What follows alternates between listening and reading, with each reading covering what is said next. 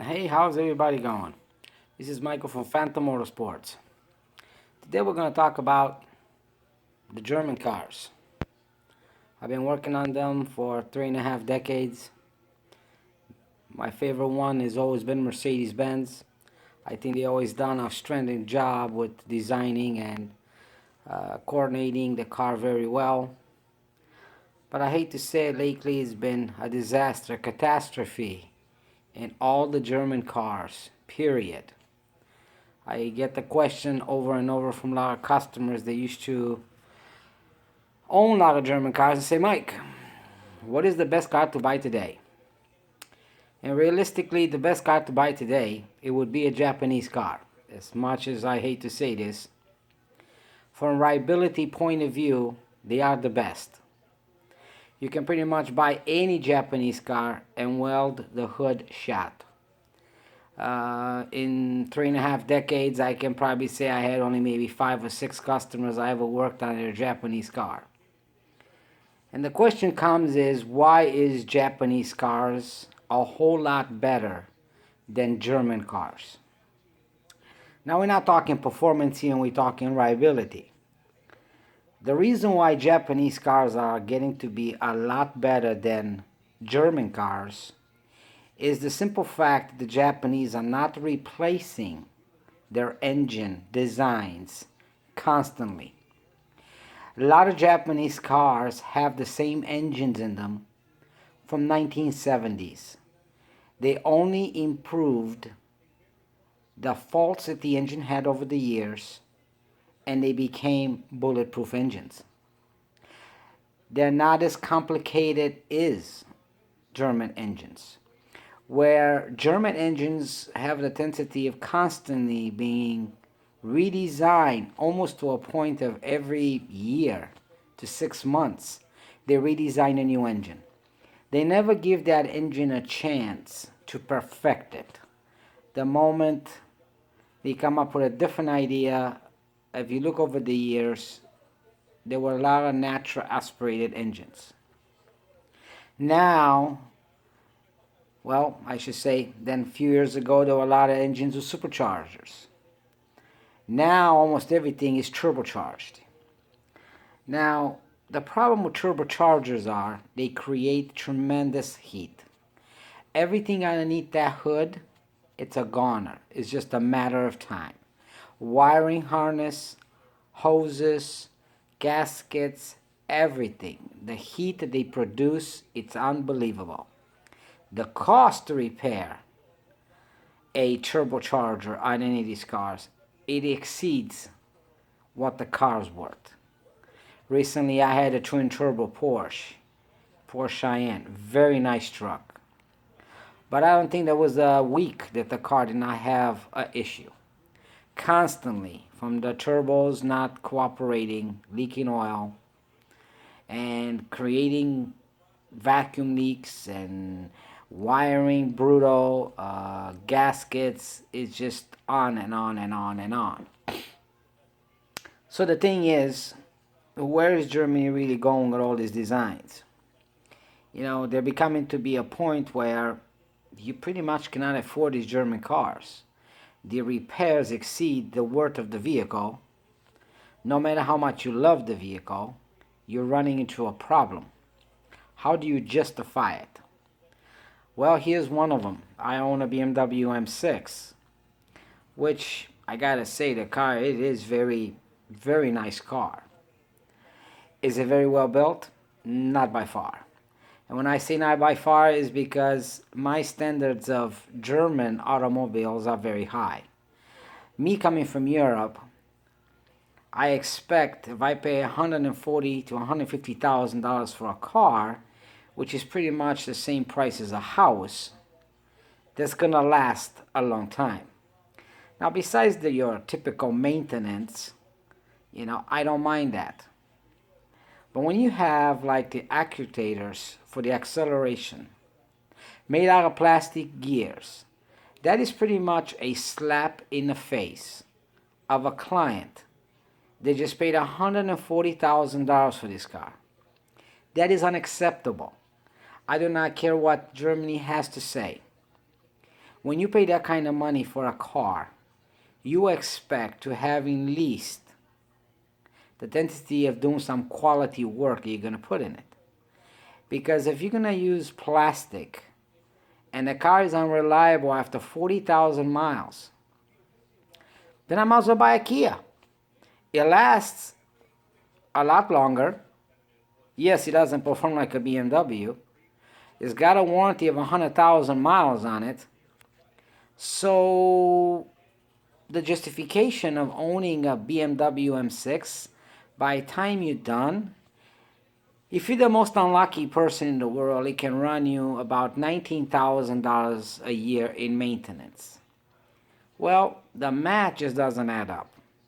Because if I'm going to spend that kind of money for a car to maintain, I might as well buy a Lamborghini Gallardo, a Ferrari Testarossa, which I love dearly, had a couple, the Ferrari 308 GTSI, which I have owned and never had any issues with the car.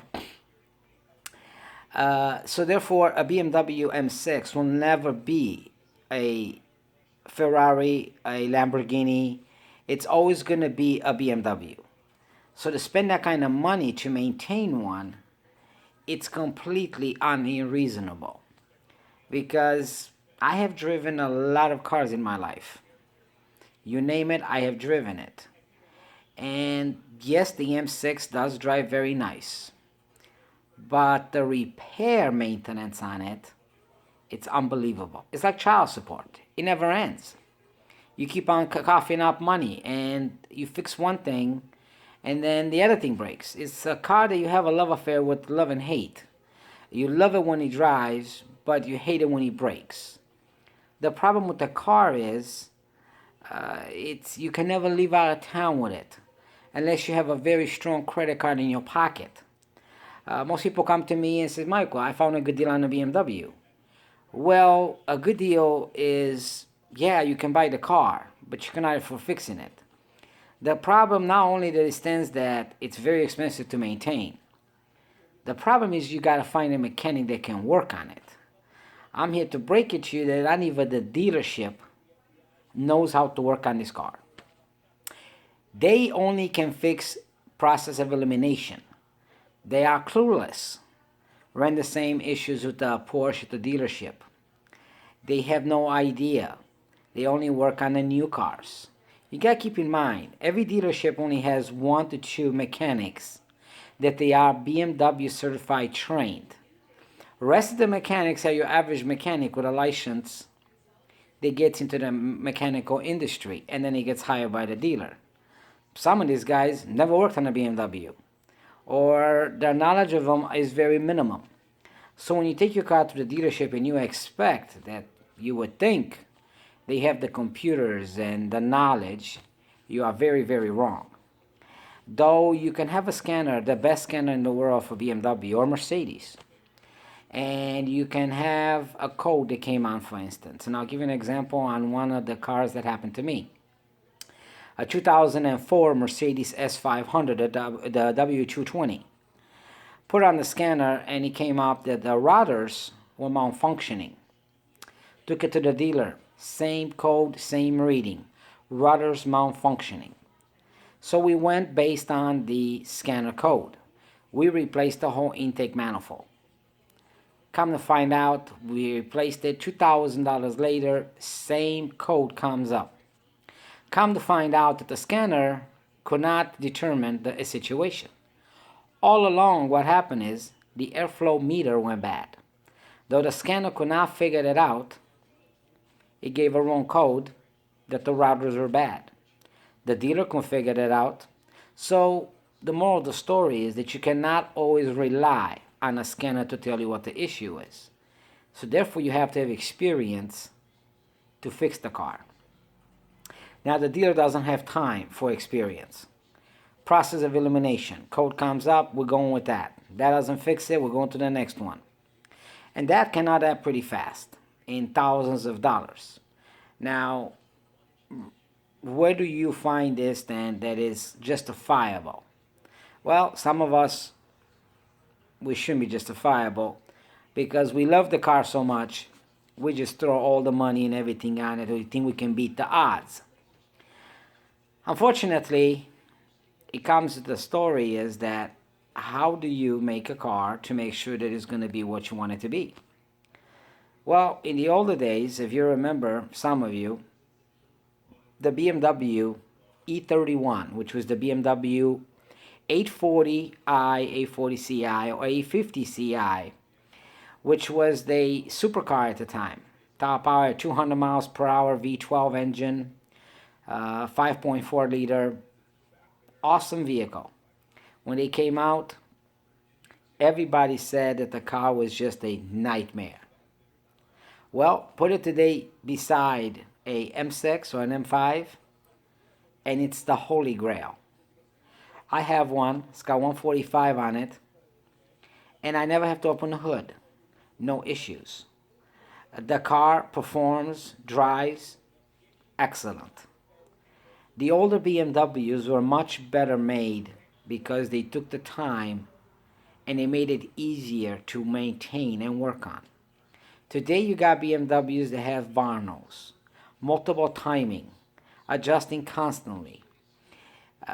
Yes, performance is nice, but let me tell you something. Performance is worthless if you don't have no reliability. Without reliability, I cannot drive this car from here to California. What am I going to do? If you get stuck with it, you done. You're talking from the moment the car broke down, the ATM machine started popping numbers. And we're not talking a couple hundreds.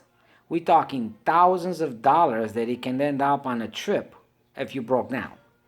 This car, not just this car, but most of them, even the 760 IL BMW V12 from 2003 up to the present of 2014, 15, they have tons of problems. Tons. People are giving them away. 745 ILs, 750 LILs, all completely junk. People are giving them away. You can purchase one today for $3,000. A car that one time was price tagged between $80,000 to $100,000. And now they're just giving them away. The problem is Germany needs to wake up. They are completely in full-blown denial. And I know the Germans always think they know best and they know how to do everything to perfection. But unfortunately, they have failed miserably. Not only BMW, but Mercedes has taken a humongous decline in reliability. The W220 had nothing but problems with the rust. The body was completely falling apart. The new Mercedes, the S550, the S63, serious issues with the engines. Head bolts ripping right out of the block. There is no repair for that. You have to buy a new engine. A new engine for an S63 runs about $50,000. Now you can buy an S63 or an S550 today around anywhere I've seen them from $13,000 to $25,000, depends on the year. So if you buy one for $20,000, an S63, and you find out that your motor just went out, how can you justify to put anywhere from $30,000 to $50,000 into that car? You cannot. The car is just not worth fixing, no matter how much love you have for it. Let's face it, an S-Class, it never holds its value. It'll always depreciate. So those cars most likely going to end up being parted out on eBay. Done. So that's the reason a lot of time you have a lot of people now switching and they're going to Japanese cars. Japanese cars barely have any issues.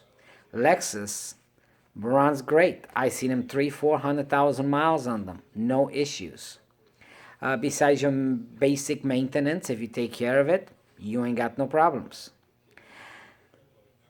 It's very frustrating when you're in an industry which I grew up since the age of 7 working on Mercedes. And I love these cars. They were completely, no matter what, you sacrificed and you kept them going. My favorite one, I think, of all times, that will always be one of the best Mercedes, was the W140 chassis, which was the S500 and S600, the flagship of Mercedes. They have thrown every single possible technology on that car at the time that you could think of. But besides the technology, the craftsmanship was excellent. These cars today, I have seen them with 200,000 miles on them, the 250, and the motors are running great. No issues, no timing chain snapping, no rails in the bottom, no oil pump failures, no rod bearings burnt out. And this car's produced 400 horsepower on the 600. And you had more levers to tune it up and get 450 to 500 horsepower.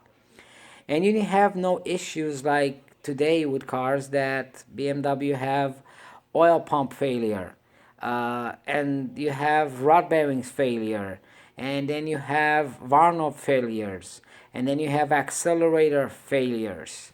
You have thermostat failures, water pump failures. You don't have none of these issues back in the day. And my question is to the Germans, I guess, is if we're succeeding into technology, why are we going back into reliability? We need to, somewhere down the line, equal this, because at this rate that Germany is going with these vehicles, they're going to become very undesirable. It's going to get to a point when nobody's going to want them. Germany fails to understand one thing. It's not the people that buy them brand new that knows anything about these cars. Let's face it, no young person or average Joe goes out there and buy a $150,000 BMW. 90% of my customers that own BMW, which were purchased brand new, or Mercedes, have no clue what half of the buttons does on that car. I had one customer that had a brand new Mercedes that he bought and owned it for 5 years, and he wasn't even aware he had a CD player in the car. So it's not the guys that buy these cars new that's making BMW or Mercedes money on them. Unfortunately, it's always the second owner, the guys like us, that we can't afford them brand new, so we buy them used. When we buy them used, we're the ones that we try to maintain these vehicles and put them back together to the specs. We're the ones that go buy the crazy parts that we pay for. We're the ones that we're trying to bring it back to the original specs and get them going. We're the ones that keep them longer than the guy that bought it brand new. The guy that bought it brand new only keeps it around 30,000 miles and it's in for a trade-in. These guys don't even count to have anything to say about these cars, because the reason is these guys don't have a single clue. All they have is more money than God. So they purchase the car, they drive it, that's the end of it. We are the ones that we buy these cars, modify them, change them, fix the issues. We are the ones that we provide BMW with the income that they are getting. BMW and Mercedes needs to wake up and smell the roses. If it's not for us to maintain these BMWs, the first owner that bought this BMW are going to take tremendous losses on selling them, because we're not going to buy them. Because the only way a rich person makes money is when he resells it so he can get the new model. But in order to resell it, you have to find somebody who's going to buy it. Now, 760IL, nobody wants to touch it with a 7-foot pole. They have so many issues from one end to another that I don't even have the time to list the thousands of things that go wrong with these cars. These cars actually sit more in the repair shops than they do in people's driveway. So the question is, when is the Germans finally going to wake up out of their coma and realize that they need to do something to fix the issues with these cars? We're not talking small errors here. We're talking huge errors in judgment. The M6 engine, which is the same engine as the M5, it should have went on some serious tests before this engine was put into the car. I understand that this engine was a Formula One design engine. And I understand the tolerances on the rod bearings, what the issues is. But they should have tested this engine a lot longer before they put it on the streets. And I have seen these engines fall soon as 48,000 miles, the bearings are shot. You're lucky if you can make it to 70,000 miles. And the repairs are just completely outrageous. The bearings just for the rod bearings can run you $1,000. That's if you don't have no crankshaft issues. Then you got the problems with the Varnos. Those could be up to $5,000 to $7,000. You got the actuators for the accelerations, which are 2 of them. Those are another $5,000. If you want the starter to be replaced, that's $15 to $2,000. You want the alternator to replace, that's another $1,500. Nothing on this car is under $1,000 repair. The moment you pop the hood, you better get a credit card ready. So for the guys that always ask me, Mike, I found a good deal on a BMW. There is no such thing as a good deal on a BMW. That's the bottom line. You hope that you have better luck than others. Now I have seen 2 the same cars. I have seen one that has high miles and I've seen one that has low miles. One with the high miles, no issues. The one with the low miles, nothing but issues. Sometimes it does come down on pure luck. But 9 out of 10 times when people buy these cars, they think they're getting a deal. There is no such thing as a deal. It's the same saying as they say, I got a free puppy. There's nothing free about that puppy. BMW, Mercedes, Volkswagen, Audi, they all are very high-end maintenance. Take, for instance, the 2006 Audi A8, 2006, 7 or 8. The biggest problem with these Audis is the engine, very gorgeous engine, runs very well. But after 70,000 miles, close to 100,000 is due for a timing chain replacement. I hate to inform you, but the timing chain is located in the back of the engine. So you can usually today pick up an Audi A8 for around, I have seen them for anywhere from $7,000 to $12,000. Depends on the edition, the condition. I gotta say the Audi A8 has one of the most beautiful interiors, very well designed. The car is definitely a dream. But the problem is when it comes to the timing chain on this car, there's actually more than one timing chain, and the rails. It's gonna run you anywhere from around $6,000 to $10,000. The motor definitely has to come out.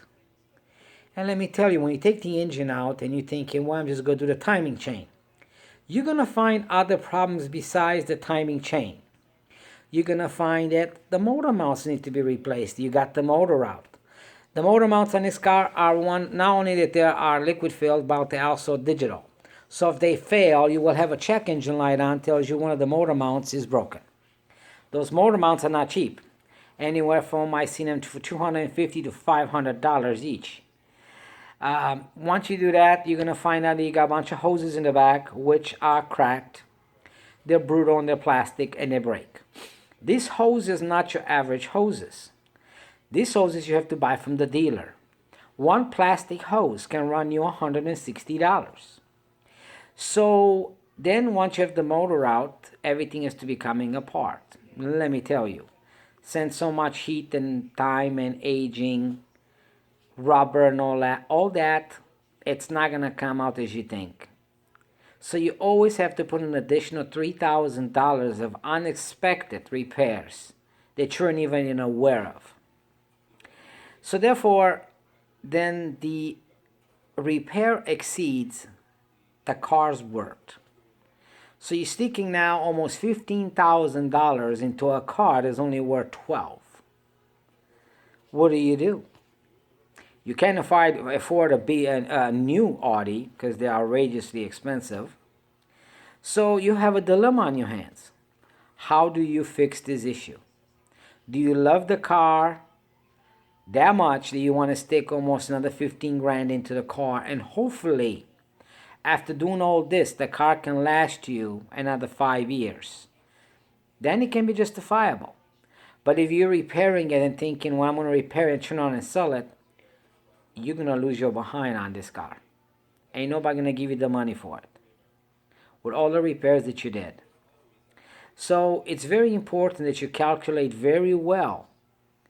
Yes, I have the money to buy a BMW. Yes, I have the money to buy a Mercedes or an Audi or a Maserati. But you definitely got to do your homework on how much maintenance is going to cost. Now, that's money-wise, that could be a very small issue for some people. The biggest problem you're going to run into that you're not going to expect is finding a mechanic.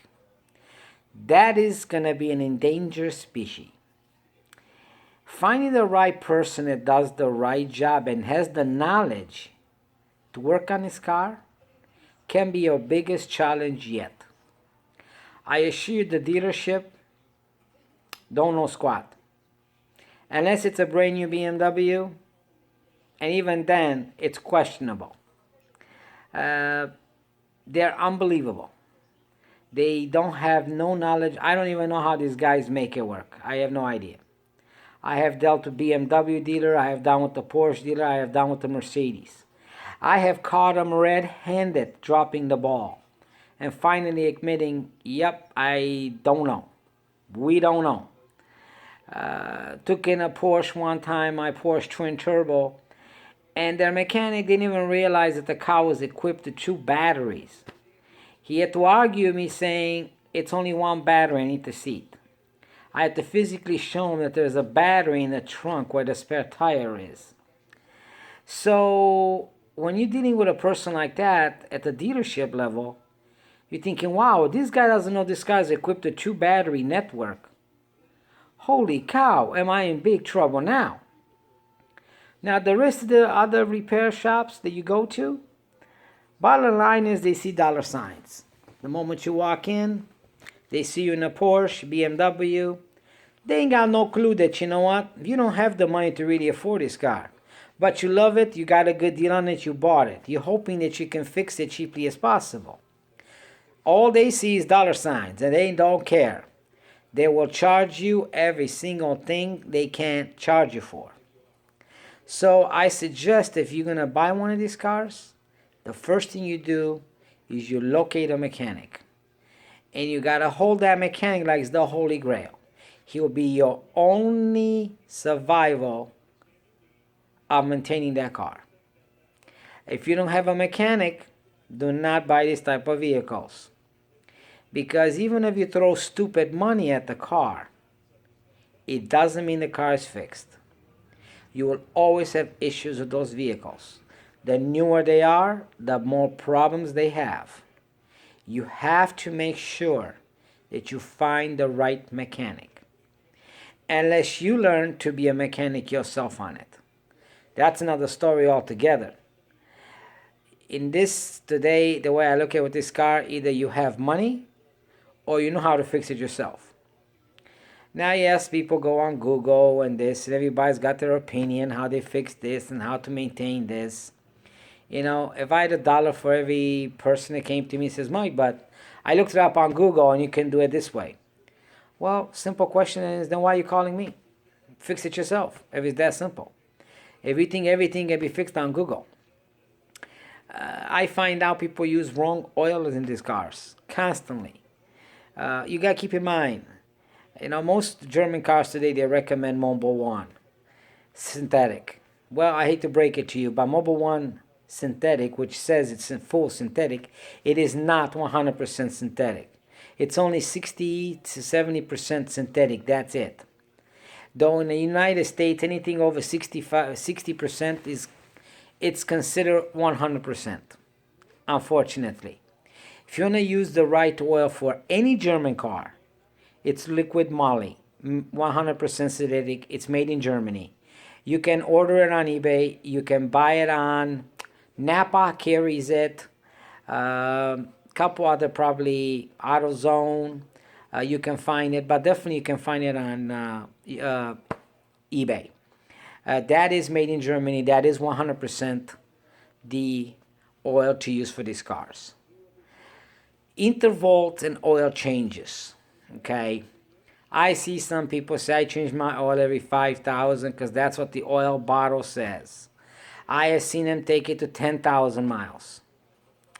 If you want to have an awesome clean engine and you got to remember, the higher the cost of the vehicle, that means there's the higher more performance of the vehicle.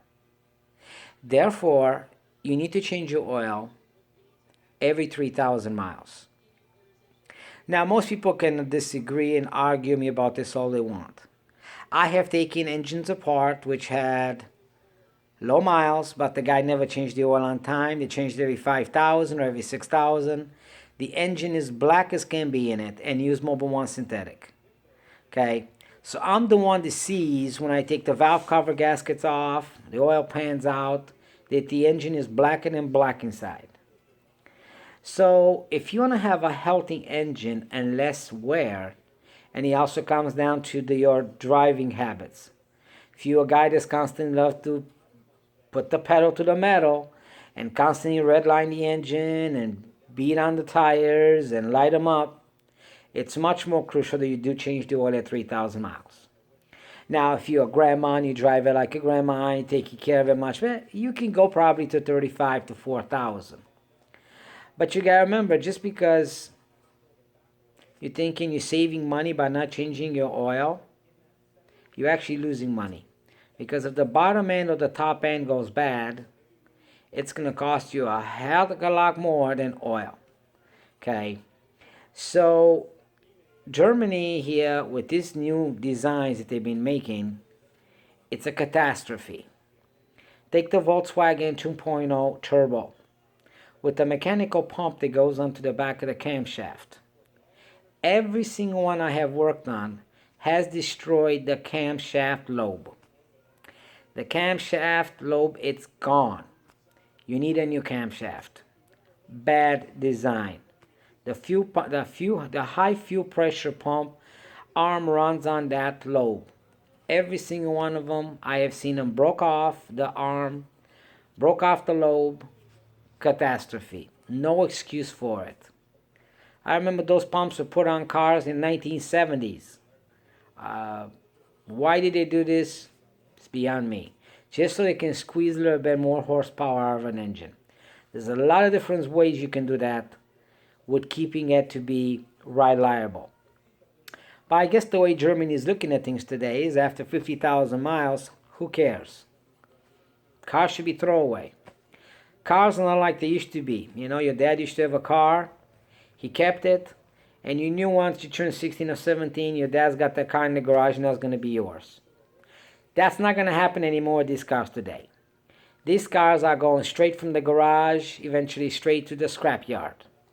Because there's no way that any kid, teenager, or high school can afford to put these cars back together at the cost that